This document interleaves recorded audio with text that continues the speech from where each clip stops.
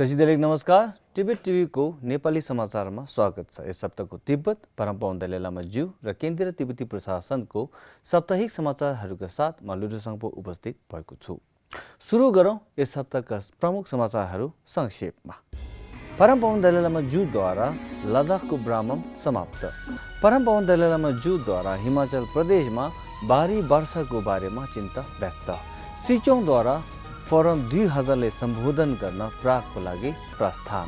Tomoya ओबुकाटाको प्रतिवेदनमा colonel नोर्जिन डोल्माको सम्बोधन। जवाहरलाल नेहरू विश्वविद्यालय तिब्बती विद्यार्थीहरूलाई आध्यात्मिक शुल्कबाट छुट। अब समाचार विस्तारमा।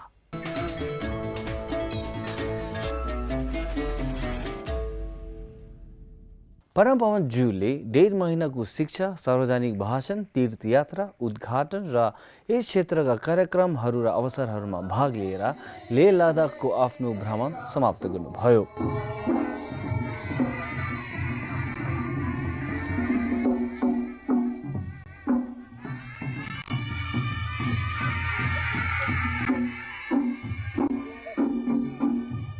यस बिहिबार चोक्लामसरको धर्म केन्द्रमा जनताले सम्बोधन गर्दै परमपवन ज्यूले लद्दाखका जनताले देखाएको प्रेम र भक्तिलाई आफूले छोएको र लामो समय बाँच्ने र मानवताको सेवामा लगिरहने आफ्नो प्रतिबद्धता दोहोऱ्याउनु भयो।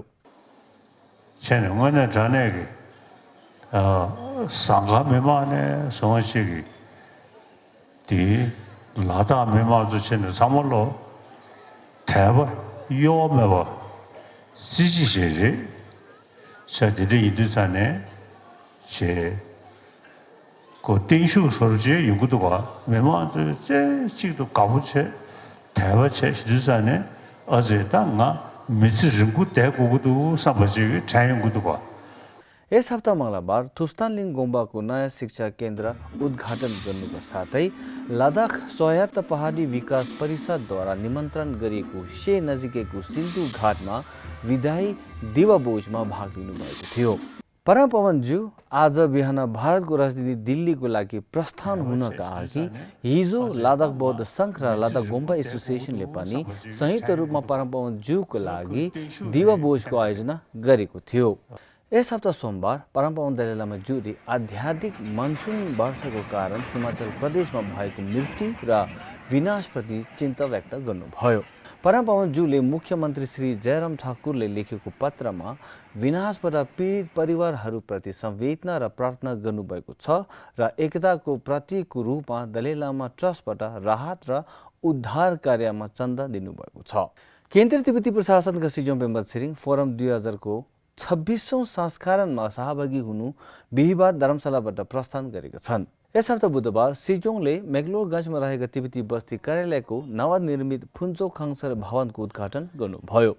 बस्तीको अधिकारी कुञ्चोक मिगमरको नेतृत्वमा भवनको निरीक्षण भ्रमणपछि सिजोङले प्रशासन र जनताको सामूहिक प्रयासको प्रशंसा गर्नुभयो। साथै समुदायलाई नयाँ भवनको अधिकतम उपयोग गर्न सल्लाह दिनुभयो।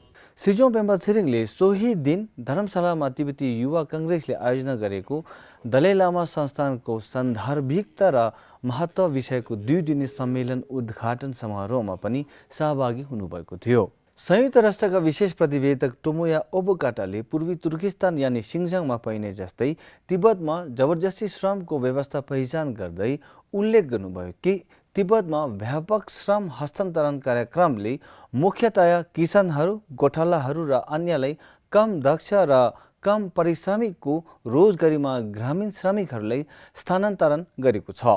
सूचना तथा अन्तर्राष्ट्रिय सम्बन्ध विभागका कर्नल नोर्जिन डोल्मा र तिब्बती दूतावास कार्यालय जेनेवाका प्रतिनिधि टिनलिन छुकीले संयुक्त राष्ट्र सङ्घको विशेष प्रतिवेदकको प्रतिवेदनलाई समय सापेक्ष र तिब्बतीहरूलाई तिब्बतमा जबरजस्ती श्रमको शिकार भएको दावीलाई सत्य घोषित गर्नुभएको छ।